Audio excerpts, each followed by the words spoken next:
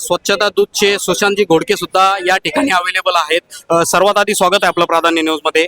काय सांगाल, कोपरगाव शहरामध्ये देखील सुद्धा अनेक जे काही पेट्रोल पंप आहेत त्या ठिकाणी पेट्रोल डिझेल जे आहेत ते बंद झालेलं आहे आणि ज्या ठिकाणी पेट्रोल जे आहे ते पेट्रोल डिझेल जे आहेत त्या ठिकाणी चालू आहेत आणि या ठिकाणी अनेक नागरिकांची गर्दी जी आहे ती झालेली आहे। आपण सुद्धा देखील या ठिकाणी आलेला आहात, काय सांगाल? बघा, आपण हे आंतरराष्ट्रीय पातळीवरच्या जर बातम्या बघितल्या तर आपल्या लक्षात येईल की युद्धजन्य परिस्थिती आजही सुरू आहे। अशा परिस्थितीमध्ये पेट्रोल आणि डिझेलची टंचाई होणं हे स्वाभाविक आहे, पण त्याच बरोबर टंचाई आणि महागाई हे दोन्ही दुहेरी संकट सर्वसामान्य नागरिकावर येऊन ठेपलं आहे।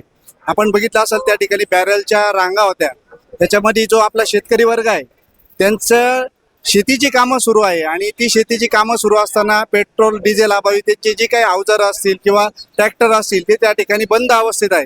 त्यामुळे शेतीची कामं पुढं जाणं आवश्यक आहे, त्यासाठी ती एक गर्दी आहे।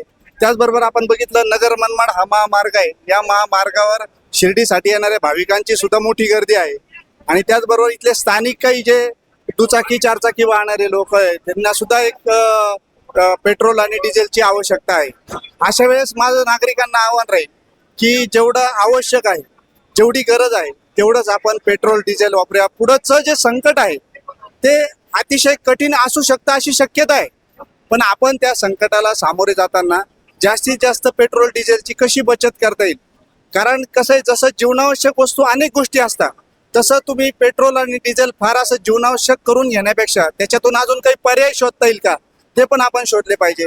जी काही इतर कामं पेट्रोल डिझेल व्यतिरिक्त इतर साधनांचा वापर करून करता येऊ शकता का, आपणही त्या ठिकाणी लक्ष घेतलं पाहिजे, जेणेकरून या इंधनांची बचत होईल।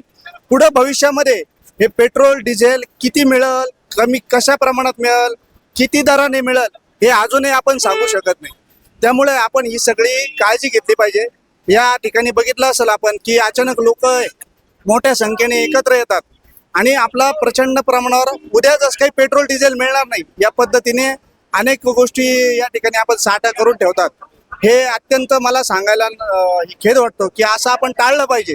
त्याचबरोबर काही जे चारचाकी वाहन आहे इथं लक्षात आलं की ते डिझेल भरायला आले होते आणि त्यांच्या गाडीचा एसी सुरू होता। आपलं अकारण तुम्ही डिझेल, आपण जसं विजेची बचत करतो तसं आपण सुद्धा डिझेल आणि पेट्रोलची या ठिकाणी बचत करायला शिकलं पाहिजे।